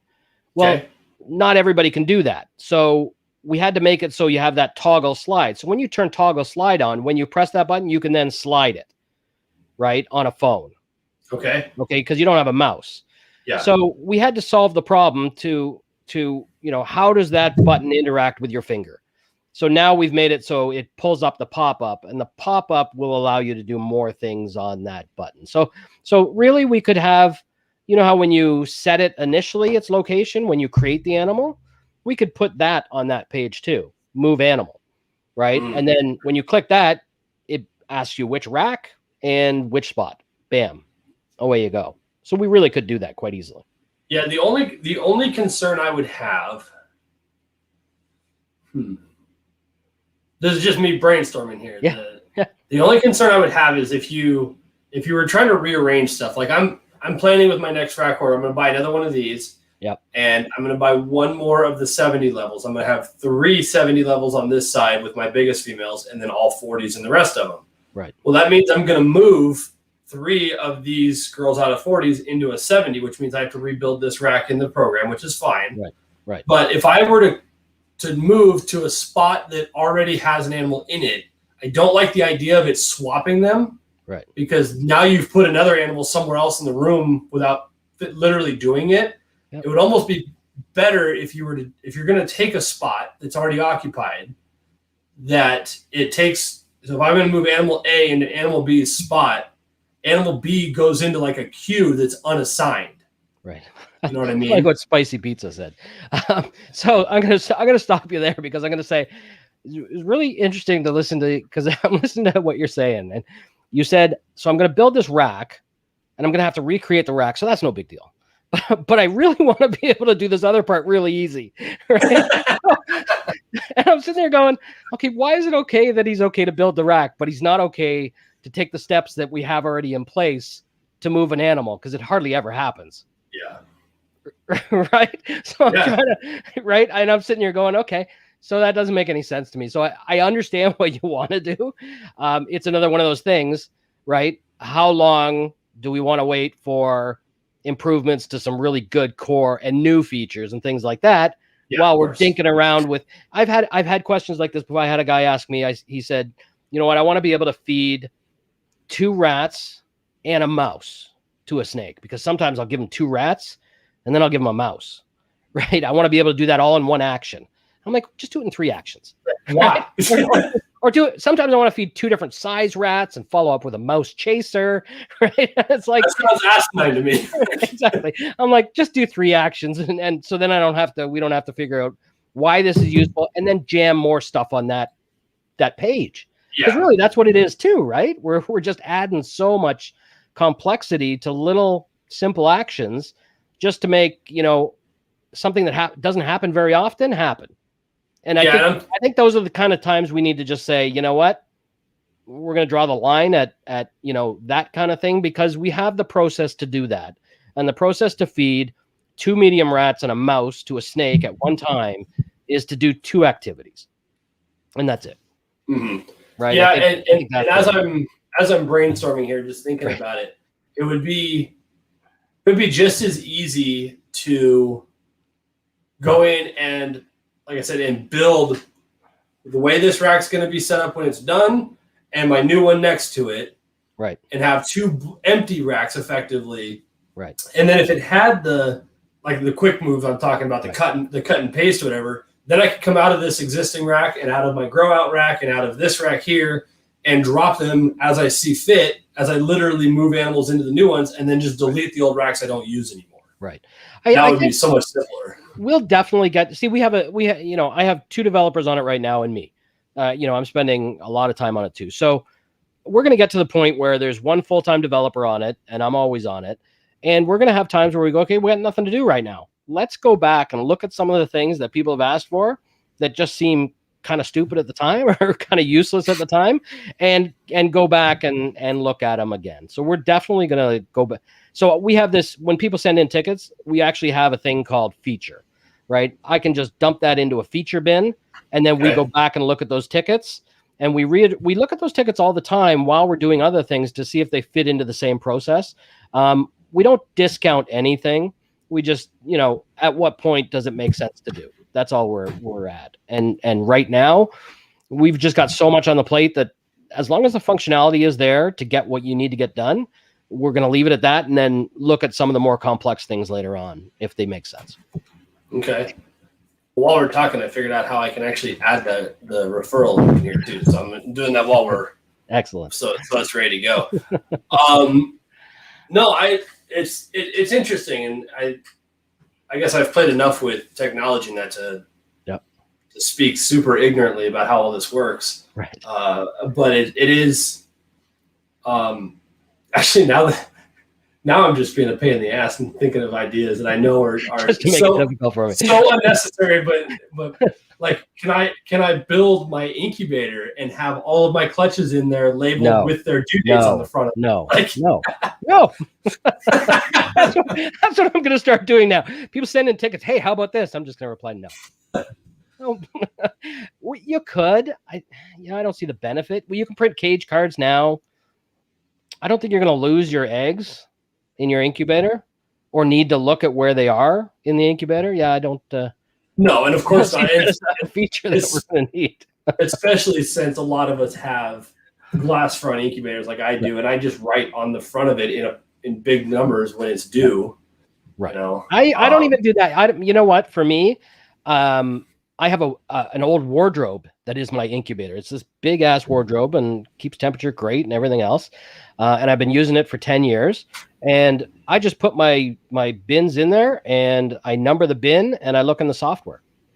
I don't need to see my bins ever because I know in my software something's hatching. So I go and I look in the bin. Okay. When you go through the reproductive activity and it's all right, well, never mind on the link. It's not working. I'll do it later.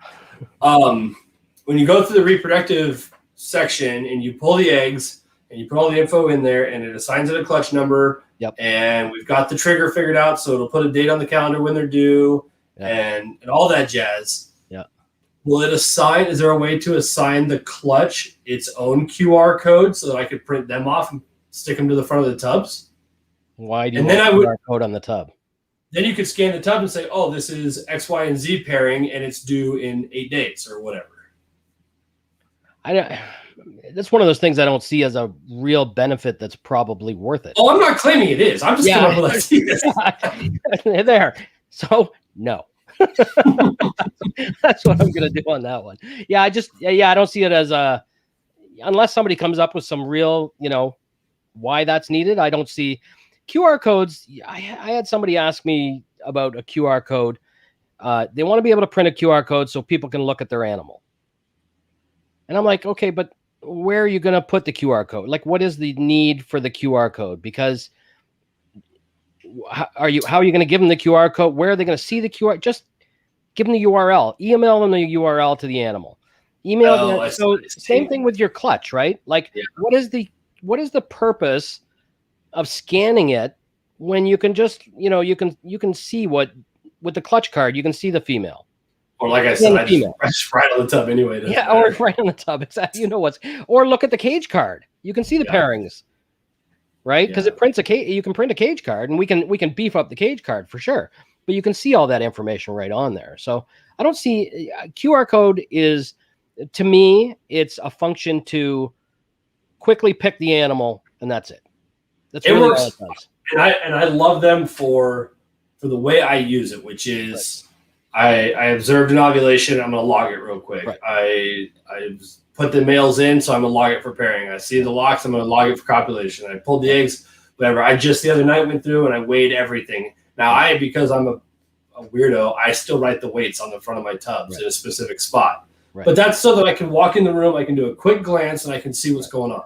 Yep. Which I like. I like the technology, but I like the old-fashioned way of being able to just quickly look at what is happening in the room. Absolutely, I get that. But I'll go through here probably tomorrow, and I'll scan everybody and I'll update their weights just so they're done. Yep. And I like that, but this is my lack of knowledge of how this all works. But is there not a finite number of QR codes that can be created? No, acute no, because a QR code is just a certain assembly of a set number of pixels, is it not? Oh, it's super complex. Ours are actually super simple. So the speed of a QR code is based on how much data it contains. I could put a whole page of regular text into a QR code. It would just be really detailed. It would be a really detailed QR code. Ours are super simple QR codes. Well, it's weird how they work, because I have one on the back of my truck that has my logo in it and like these cool little shapes and stuff. It's not just dots. Right. When people scan it goes to my YouTube channel. Exactly. So there's so much information you can put in, and that's why QR codes are fantastic. Barcodes, there's a finite number because each bar represents a number, basically. Right. So with a QR code, no, that thing can be massive. But the problem with it is the bigger you get, the slower you scan, or the more difficult, the more picky it is. Right now, if you've ever used when you use your app, do you use the one that's built in or no? The scanner. Or do you use the one that comes from the website? Whichever is that little button that you gave me. Okay, so in the software you can set. Because I don't know how to hold up my laptop to read the QR code. People have done it. We're actually. I don't doubt it. Yeah, we're actually implementing those little guns that you can do actually too from laptops. That'd be cool. Like a scanner. That's complete too. We just have to launch it and that's educate. Cool. Yeah, a lot of animals. That's cool. Like a little cart like Billy's got set up. Exactly, and then you just do the gun and hit them all. So we got those. That's almost ready to go. But in the software, you can turn on whether you're using the scanner that's built into the phone or the scanner that's built into the website. Okay, so make sure you have the phone one on. I get your point. Yeah, because like I can take and just go into my camera app, and like the one on my truck. If I go scan that just in the camera app, it pulls down a little drop down and you go to the website, which will eventually go to YouTube. Yeah, you can't read ours. Right, so you can't read our codes that way. Interesting. But because the code is so small, the one that's built into the phone, I'll be walking around my snake room and it'll go off. It catches something from 3 feet away. I noticed. Because the codes are so simple and that scanner is so fast. And you know what? I've seen reviews online, people that have switched to Husbandry Pro from Reptiscan. I've never loaded Reptiscan. I've never tried it, nothing. But people say it's like night and day, the scanner, right? Yeah. Theirs takes some time, ours. And I was really happy with that. But it might be a little overkill because of the way the thing works. I'll go to scan an animal and it'll hit one that was like down at the bottom of the rack, right out of the blue. It's because the code is simple we have in the QR. And it actually contains your ID and it contains the animal's ID. And the only way that can be read is if you're logged into your account. So it doesn't function at all if somebody scans your code if they're logged into their account. So nobody knows that code means nothing. It's just a reference that is married with you being logged in, and that's the only way it works. So, not that I don't believe you, but I wanted to try it. Yep. No, you can. You're it'll right. actually boot you out if you scan somebody else's. It's just I just scanned it with my camera, and it's just an alphanumeric character that goes nowhere. But that's encoded, right? And then we decode that information and use the information that's in that and check that you're logged in and that code belongs to you before we even act on it. So how hard is the infrastructure to build to do something like that? Because that seems like a lot of steps and verifications that have to happen in that split second. You know what? As we get, it's a lot, because as we get, there's. Explain to me how this works in 60 seconds. No, it's impossible. So the amount of code that is involved in everything is huge. Like, we started it and we're 10 pages or 10 different files, when we started this thing. And then it was 30 different files. And I think we're probably up to about 2,000 different files. And each file is this massive file. It's the amount of code that we have in this thing is huge. And yes, to do an operation, every operation affects 10 other things that we do. So sometimes, in the beginning, we were firing off, updates and changes really fast. But now that we have, when we had a small number of users, now we've got a lot of users. So everything we do now, we have to double check and triple check and quadruple check, and then run it for a little while and make sure we have no problems before we can launch it. So as time goes on, these things become way more complex and they take a lot longer to do. Right. And we're going to face that all the time, right, going forward. So we're still going to be able to fix bugs super fast, but any improvements are going to take a little bit of time just because of all the working components that have to happen to keep your data secure and B, have it function at its optimal. Right? We can write shitty code and put it out there and hope it works, right? But the last thing I need is somebody saying, here's a perfect example. We did a change to the animal table last week, and the change was pretty simple. I think it was allowing people to search by genetics or sort by genetics in the animal list. Well, when we implemented that, we had to add that column. And when we added that column, if people in order for people to access it, they actually have to resave their table settings. I did too. So right away, we implemented this code. It's working great for us. I got 8 tickets in about 15 minutes. All my animals are gone. Yep. They're not there. What's going on? So I go in and we're trying to figure it out what's going on. And we realized that if it's somebody else's account and not the account that we were testing on, that they have to resave the table for everything to show up again. Otherwise, it wasn't showing up. So we had to quickly put up a notice. Yep. Go to your, animal settings table and just hit save. And that's it. Right. And then all your animals show up again. And it makes no sense to you guys.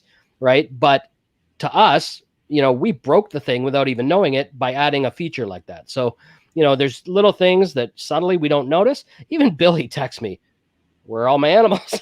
Right? It's like, it's still panic is what it did. Yeah, that's what he did. And my smart ass reply is, "Billy, did you read the notice at the top of the page?" Right? No, what you should have told him is you've sold all the info off to us little breeders that want to know what he's doing. Exactly. Yes, exactly. I think it's funny though, because he chimed in. I like that Billy's still listening. He likes my idea. Which idea? I've forgotten it. QR codes for clutches. Oh shit. Okay. Yes. To me, that's a big breeder problem. That's a Billy problem. Having QR codes, I can see benefiting somebody who has 300 or 400 clutches in the incubator. Absolutely. Right. For what's in your incubator. Right. I know what's in my incubator. I know what day it's going to hatch at the top of my head. Right. Well, not only that, but people, facilities that have a staff or employees, he might, his people might pull a dozen clutches tomorrow while he's not even there. And he'll come and walk into his incubator, and now he's got all his cards stacked on him and that, so you can glance at it. But I can understand, like you're saying, from him. Yeah, exactly. And we're not going to, and Billy and I have had this conversation before, is that we're not going to implement something for Billy. right? We're going to Does he know implement that? No, he knows that. Yeah, I don't know if he likes it, but right, we're not going to implement something for Billy because the Billies out there are very limited. Yeah, no right. doubt. So it's not something that we're going to concentrate on. But if it makes sense that it's going to work for a broader number of the users, we'll implement it. If it's not that difficult, absolutely. But Well, one of the things I could see you're having that would be an issue. This is purely an assumption on my part, but the overwhelming majority of the users currently are using it for snakes. Am I correct in saying that? yes, absolutely. Okay. So and ball pythons, most of the users. Exactly. And so from our perspective as ball python breeders, we're like, I need this feature and this feature and this feature because in my daily operation, it makes a lot of sense. Right. But like you said in the beginning, you're building an app that if I need to administer, a medication to my dog 6 times a day, every other day, I can build it into this and do it and track it all. Right. It's not just for ball python breeders or snake breeders in general. And so trying to find those features that will hit what they could use to make their workflow easier, but also is not just wasted on just ball python breeders. Right. And I think that it comes down to educating on the business model too, because our business model is something that you should be pushing us also to make sure that we stick to our business model. Because if we sat here and said, let's build this for ball python breeders and just make it the best ball python breeder software out there. Well, there's only so many ball python breeders. You're not paying developer salaries for years to come, right? You're gonna allow us to make a little bit of money and we're gonna get tired of it, right? We need to be able to build this and have a lot of users from a wide variety of uses and be sustainable as a business model, right? We have full-time staff. I think we might even be the only app like us that has full-time staff. And we want to continue that trend and we want to continue developing and growing and building. And I'll tell you, I've had conversations with ball python breeders, some bigger ones, well before I even spoke to Billy. And some of the comments were, what if I come out with a feature and it's fantastic and I don't want anybody else using that? And I said to him, I said to this one guy, I said, okay, but we're going to come out with 100 features to every one of yours and we want you to use it and we want everybody to use it.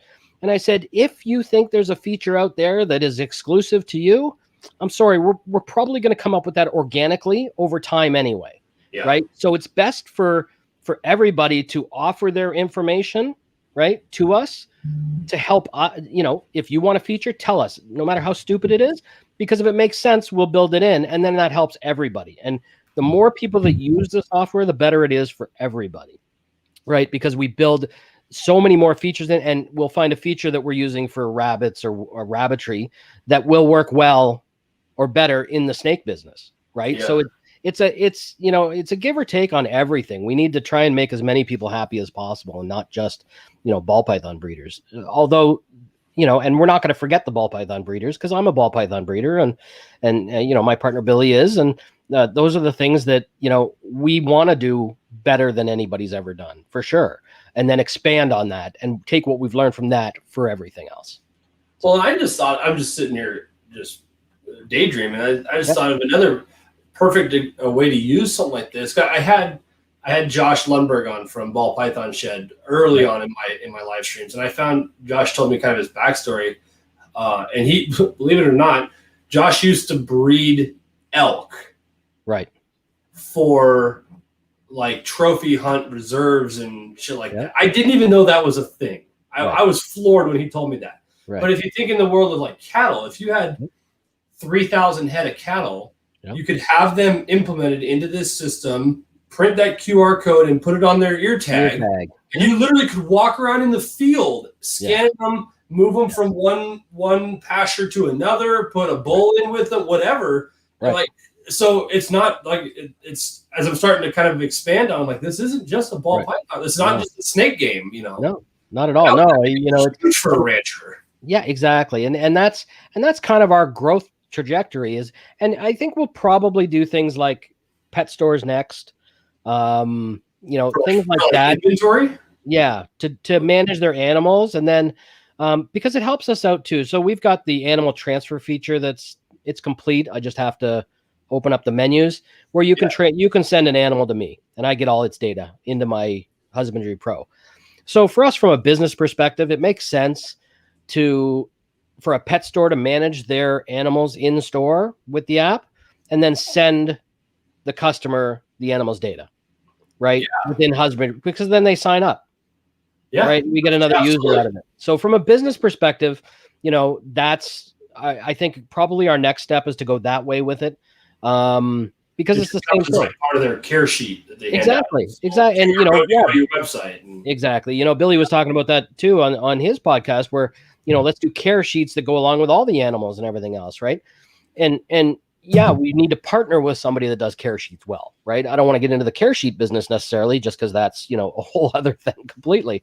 But yeah, those kind of things, there's just we can just go so far with it. We're just in the infancy, really. We're just in the beginning of this thing, right? And I thought when we first launched, and I said it before, we're so different today than we were 6 months ago when we launched, or even 4 months ago when we launched. We launched in December or January, I think. So we're developing at lightning speed, and the trajectory to go into all different places is available. We just still need to dial in what we've got, what we're doing now. And all the users have been so fantastic with giving suggestions and understanding that, we're new, right? This is a new thing. When there's little problems, they let us know and we fix them. So we're 90 minutes in, so I'm gonna kind of break away from the app and that a little bit, and just kind of shoot the shit for a minute before we're done here. But assuming that you're I was just gonna get political for a second. I'm trying to decide if I should. I did last week, plenty, believe me, with Bill. But if at some point your government allows you to come visit us again, right. Are you planning on vending, so to speak, some of the big shows and representing at that point? Yeah, so we'll go to the shows for sure. I'm trying to convince my fiance to take trips with me to reptiles. She's not a reptile person. She we breed tortoises too, and every baby tortoise, she's all about that. But anything else, any snakes, she's not interested in. But yeah, we'll start vending at or displaying at the shows and sponsoring shows and things like that for sure. It's part of the outreach that we're going to have to do. And we'll probably, I've been in discussion with a couple in the U.S. there that they would like to get involved in doing that part of things too. And I think it may come down to a little bit of partnerships too on those things where we, have partners at shows, right, that are helping us out and spreading the word. But that'll be like step number 2, where we need to educate some people that really understand the software to be able to speak about it. But yeah, I want to go to the big shows, right, in the U.S. So I'll definitely go to them when we can, and hopefully get some other people involved doing that kind of stuff too. Yeah, I could see it would be really cool as an option for. I use the term official partner because that's what I put on my intro. But even if you had a tier maybe above that, that vended shows, whatever. And you could put the logo on their banner. You could have a section of the booth that's got your stuff, whatever. And then when they sell an animal off their table, they pull a pamphlet out, they hand it to the customer and say, by the way, if you sign up if you want to do the service to track your collection, this so on and so forth, explain how it works, whatever. And then they sign up while they're standing there, and you can send them the info on that snake they just bought. Right. That'd be super cool for everybody. I mean, it's better for the customer buying the animal. It brings more business to you guys. Exactly. And I could see that being really beneficial. Right. And I think, but with those things, it's really important to me, and I'm sure it is to Billy too, to have the representation correct, right? We can sign up anybody to be a partner, right? To sell it on their website or whatever. We need people that can speak about it, right?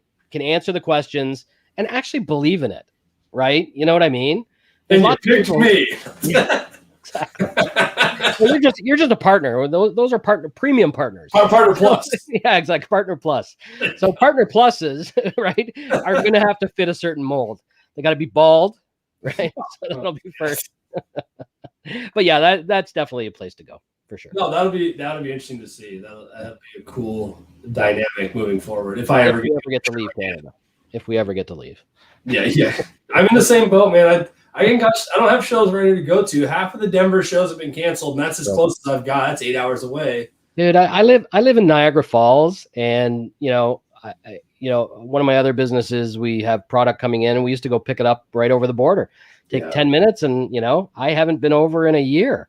Right? It's impossible. So yeah, for me, it's tough. I used to go over for pizza all the time, and yeah, it's not good. Well, I've been telling Billy, so with my job, I get a couple of free trips a year. Right.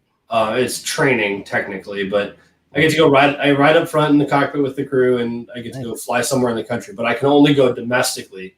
Right. And so I've been telling Billy for 3 years that I was going to fly out to Buffalo and drive up and see you guys. Right. Yep. But now, the federal government's not letting us do offsite training, so I can't travel. I'm not allowed. I mean, I can travel, but I can't travel for work. Right. And B, obviously, I can't cross the border, so I don't know when I'm going to get up there. But that's exactly. It's going to be a while. I think it's going to be 2022 before we go anywhere. Right? Well, I keep seeing. I joke about TikTok, but that's sadly where a lot of my entertainment comes from these days. Right. But I've been seeing a lot of posts about this lockdown thing in Toronto and whatnot. It's just we're locked down right now. And that's asinine. And I want to make the snarky, super condescending. Well, that's why I don't live in Canada comment. Right. Because we have been locked down, but none of it has been legally enforceable. It's not a law, but it sounds like, from my vague understanding of your political system, that your stuff is absolutely enforceable. Well, yeah, so where I live in Niagara Falls, and the city right next to us is St. Catharines. And St. Catharines last 2 weekends ago had a march against the lockdown. Last week they arrested the organizers, and they arrested them for criminal endangerment and a couple other things. They threw the book at like 4 people. They had the same event again this weekend in Niagara Falls and charged like 8 or 9 different people that organized the thing, and then started giving out $750 fines to everybody else that they could. That's the one I saw. The video I saw was a bunch of people at the falls with an upside down Canadian flag.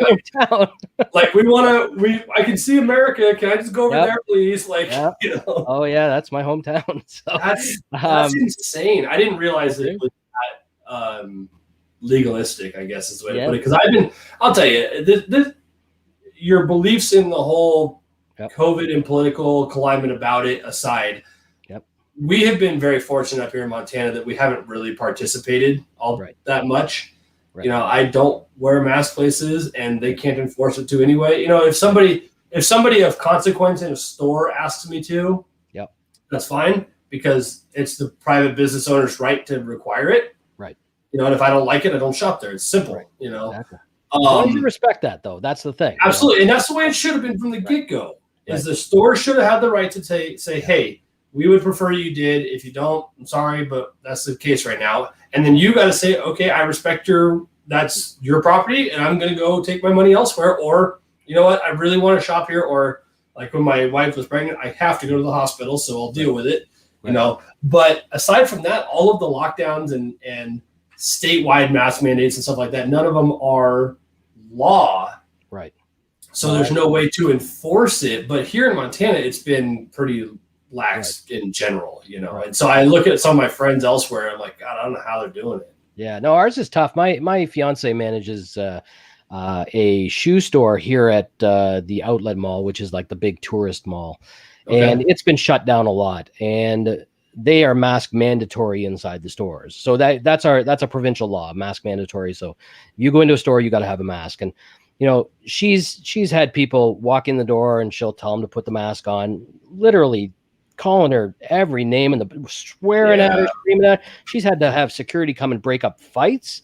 it's been unbelievable how some people react to it. And I respect people's right to not wear a mask, but they need to respect the people that want to wear a mask. Yeah, right? it goes both ways. Right. It needs to work both ways. And unfortunately it doesn't always. So, that's, I laugh and make snide comments and that at people wearing a mask by themselves outside in the middle of the street. Yep. But as long as they don't come up to me and force me to put one on, by all means, man, do your thing. Like, I'm going to laugh at you, but I'm not going to tell you not to. Right. Yep. Yeah. There people run, and that's the thing about here is people run. I think our problem more than anything has been we've done these lockdowns. We've done these. You do a little lockdown, and then you add something to the lockdown, and then you add something else to the lockdown instead of doing a lockdown. Lock it down. Get people vaccinated. That's what's been happening in the European countries, and it's been working for them. Ontario is just, we had a 4-week lockdown. They just extended another 2 weeks, and they're not really locking it down. Like, my fiance came home and she said, "Oh, they added another 2 weeks." I said, "Yeah, how does that affect us?" It doesn't. Nothing changed, right, for my family. So, it's been. They just should have done it better. Well, I think a lot of the frustration for people, especially we're seeing here, is they continue to have that revolving door like you're talking about, but there's no data, there's no science, there's no facts to back up the legitimacy or the validity, rather, of it actually doing anything. Right. And the tide is slowly turning from people that have been glued to their TV and believing everything that Dr. Fauci and whoever experts have been saying since last March, to starting to think for themselves finally, right? Where they're like, wait a second, we've been down this road before, and the numbers you're handing me today have not changed. Right. Or in the case of Florida, for instance, has been wide open since September, and their stats are equal and on par with places like California and New York. And you're like, okay, well, A to B clearly does not equal C here. Why are we doing this? That's my hope that tide is turning to the point where people are just going to say, you know what, screw you. Right. So just a personal experience here, and this is where I'm at with it, is my mother is in long-term care, and there's 300 residents in her long-term care facility. About 4 miles away, there's another long-term care facility, and there's 410 people in that long-term care facility. The one with 410 ended up getting COVID in the building. 84 people died. Okay. My mom's, nobody has gotten it because they've been super strict about, I haven't seen my mom in a year. Right. So it's the home has been on lockdown. So I'm fine with every precaution that everybody's taken because of that perfect example is that COVID may not be a problem for me or you or whoever, but it's going to affect, my mother if it gets into her long-term care facility. And whatever it takes, we're doing it for those people. We're not doing it for, the healthy people. So I'm good with, that's how I, live with the whole thing. Plus I'm at my desk all the time. What do I care? I don't see anybody. Yeah. And that was my complaint early on was, at least here, like, why are we completely quarantining and locking down the entire society and destroying an entire economy in that to protect 10 or 15 or 20% of the populace, right? As opposed to doing like your mom's facility and quarantining and sequestering and protecting those who are legitimately at risk. I'm not arguing that it's not a serious thing, but it's not a serious thing for the overwhelming majority of people, so we can protect them while you and I spread it around and we have the sniffles and build immunity, waiting for the vaccine to show up to protect those at risk. And then we're all good to go. You know what I mean? That's hard to do too, though. One of my daughters has diabetes, so she's definitely, and asthma and things like that. If she got it, it would be a problem. So you don't necessarily take every 26-year-old that has asthma and lock them up too, right? So no. I get it. There's no perfect, you know? there's no perfect science. I get that. The perfect science right now is get the vaccine into everybody and let's get rid of this thing. Yeah, right. Absolutely. Let's hope that, except, and I have a daughter-in-law that is anti-vax.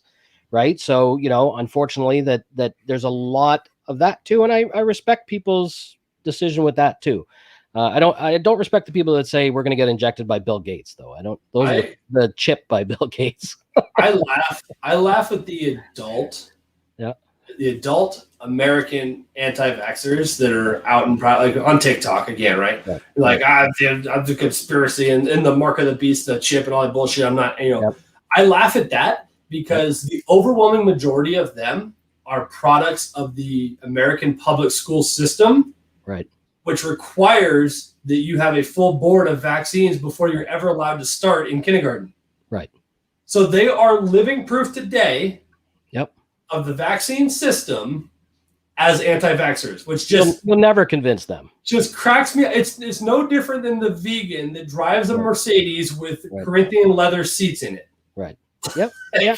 No, it's and my daughter said to me, anti-vax. I said, anti-vaxxer is just like flat earthers. Yeah. And my daughter's like, what do you mean? Well, people that believe the earth is flat. She goes, really? Yeah. They're those people too. So, you being an air traffic controller, you think the earth is flat, right? That's right. Yeah. No, definitely. So anyway, there's all sorts of them. Those are the ones that I get a chuckle out of these days, for sure. I saw funny. So there's a guy I follow on TikTok he works at the South Pole. I thought you had to be a millennial to watch TikTok even. I don't have cable, so my existence is YouTube and now TikTok to waste time. But this guy works at the South Pole. He's literally at the bottom of the earth, right? Mm-hmm. And I saw some dude talking about all the flat earth theories and what's at the edge and the wall and the cliff and all the ice and the Antarctica goes all the way around and all that crap, right? And I just commented in there, I'm like, I'm pretty sure so and so would have something else to say about this, considering he freaking lives there. Right. Like, yep. Yeah. I know, it's unbelievable. I don't know how people believe that, or the whole chip thing and Bill Gates, and it's unbelievable. Well, and that's been and this is my personal stance on it because I'm kind of a smart ass. Right. When it came to the vaccine and whatnot, everybody, the people that were all in conspiracy theory mode are like, oh, it's got some tracker in it, or it's a chip, or it's been too quick. I don't trust it. I don't know what's in it. I'm like, right. Come on, people. I was in the military, so I've been vaccinated with literally everything they can think of. Right. And I work for that wasn't approved for sure. Yeah.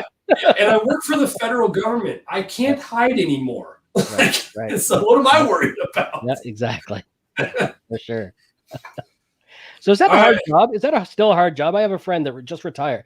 He retired a couple of years ago, being an air traffic controller. I know he retired with a buttload of money every year. You guys get paid forever too. You know what's funny about, so I'm trying to take too much more of your time here, but nobody ever asked me about my job. I'm asking.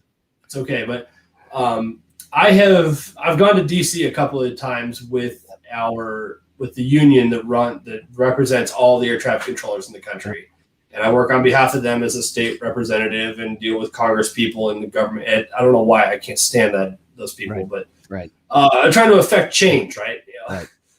And one of the years I was there, we had a panel, and it was a couple of controllers from NAVCAN that came down and were talking to us about their system, because every election cycle, the privatization thing comes up. Right. About privatizing the U.S. air traffic system and whatnot. And I'm the first one here to tell you that when the first time I was in DC, the current budget for ATO for the air traffic system was $14.8 billion. Right. I don't know of a company or a conglomerate on the planet that could absorb that kind of liability and that kind of risk, especially in such a litigious society. There's no way you can pull that off, right? Right. So in that regard, privatization for our scale does not make sense. Privatization in air traffic does not scale linearly. Right. So what people try to do is they try to compare NAVCAN and Air New Zealand and that kind of thing of the private networks. They're like, look, this works. And it was really interesting because the controllers that came down from Canada told us that it took them about 20 years from the time they fully privatized until they were in this cycle in the black, effectively. Right. And now every single major facility, they told me every single facility in Canada is now on a 7-year upgrade cycle. Right. So every 7 years, your facility gets completely top to bottom overhauled, new equipment, top of the line, expanded, whatever they need. Right. Yep. Granted, all the while I'm working with an information system that was built on DOS, and I can't augment anymore, and it is 63 years old. Right. Right. So we're all sitting there in the crowd like, Jesus Christ. And they told us that the reason that they do that is because at the end of the year, if the facility or if NavCan or whatever has money left over, it has to be surrendered to the government or whatever. Right. Right. And so they spend it on the facilities. Right. So we're all sitting back like, man, we're all like, dude, I can't even get blinds right now. Like, this would be awesome. Right. But they don't get paid well either. And like I said, it doesn't scale linearly. Canada has I think they said something like 300 airports and 5,000 controllers or whatever the numbers are. Right. America's got 4,000 facilities or whatever it is and 16,000 controllers. Right. It doesn't work. Right. And a dramatically more dense airspace. That's the big key. Right. But it was really interesting talking to him about it. As far as the job goes, I think that's facility dependent. Right. And obviously it's dependent per person. Some people are anxious by nature or they don't respond to stress well. It is a very specific kind of person that does this job. Like my dad's a corporate pilot. Right. And so he's trained a lot of owner operators in their own private jets and that kind of thing. And he's had a number of clients that are some of the most brilliant people you will ever meet. He literally had a client that I met. He's from Denmark originally. And when you're watching Fox News or whatever your version of CNN is or whatnot, and you see a missile go through some bungalow in freaking Iraq. Yep. This guy's company puts those cameras on the front of those warheads. Right. And he's also responsible for the one that takes the picture when you run the red light, by the way. Right. Great. super brilliant dude. Right. Could not fly a paper airplane on a sunny day. Right. And my dad started, I've knelt between the seats watching him and my grandfather teach people to fly for 30 years now. And my grandpa's long since passed, but right. And we figured out it's not an intelligence thing, it's an aptitude thing. Just like some people are wired to be neurosurgeons, or some people are wired to adopt children, or what have you. Right. Some people are wired to be controllers. Right. Yeah. And so, my buddy he worked at Dulles or in DC. So I used to go visit him in DC all the time, flying into Dulles Airport. Friggin' hate it. Have you been to that one where the plane goes, it has to go over the water for a second and then just drop out of the sky? It's not a fun thing. So anyway, he used to take all his vacation in the summer. So he would have the whole summer off so he could smoke weed all summer. Right. And then the rest of the time he would do, and I know he retired at early 50s. Yeah. And I know his pension is like 230, 250, somewhere around there. Just insane. And I think it's probably when he got in, because when he was telling me his salary, I went to look, I'm going, you're full of shit. So I'm looking it up and I'm looking at what Canadians make to start. It's like $40,000 or $45,000. Right. So I'm thinking it was when he got in, and it's just like, to me, that's and I get it's a super high stress job. It never bothered him. Every night he'd come home with burgers for his dog. He'd just sit and feed his dogs and, retiring at early 50s. Right. Good deal. But he did it since he was 20. Yeah. And if he retired recently, that's actually an old retirement program. So we have a guy in my facility that's retiring next month, or the end of this month, I guess. Right. And he's like the last of that generation. So their pensions, because the way that the facilities were graded for pay was different back then. Right. Now the facilities are ranked on a scale from 4 to 12. Don't ask me why, I don't know. Right. And you get paid based on that level. Where you are. Right. So I'm at a 6, so I get paid based on a 6. And then there's some premiums for like locality. Some places are more expensive to live, that kind of thing, right? So obviously, the more complex, busier, bigger facilities you go to, your Atlantas, Chicago's, Dallas, that kind of thing, right. You make a lot more money because it's right. It's harder work. It's really not. It's more. There's more volume. That's the big difference. Right. The hardest working people in the system are the 8s and 9s. Right. Quite honestly, but now the new system is retirement's based on an average of your 3 highest earning years. And then there's a percentage based on how long you've stayed in. Right. And in the case of like Alan, he's stayed an extra 7 months or whatever it is, because that takes him to a specific date in his career to where he's got X amount of time, what's called good times on the floor, and so on and so forth. Right. And it's so, they retire, or you'll retire with somewhere between 40 and 60% of the average of your 3 highest earning years. Right. But with the cost of inflation and that, and theoretically, you would start at a lower facility and you'd move up and you'd get to someplace like Denver. And then you go from there to being a supervisor, which comes with another premium. Then you become an ops manager. Then you become the facility manager or whatever. Right. Your last 3 years are typically your highest earning anyway. Right. It's from there. But I don't know even know how that's sustainable to have to pay that to people retiring so early.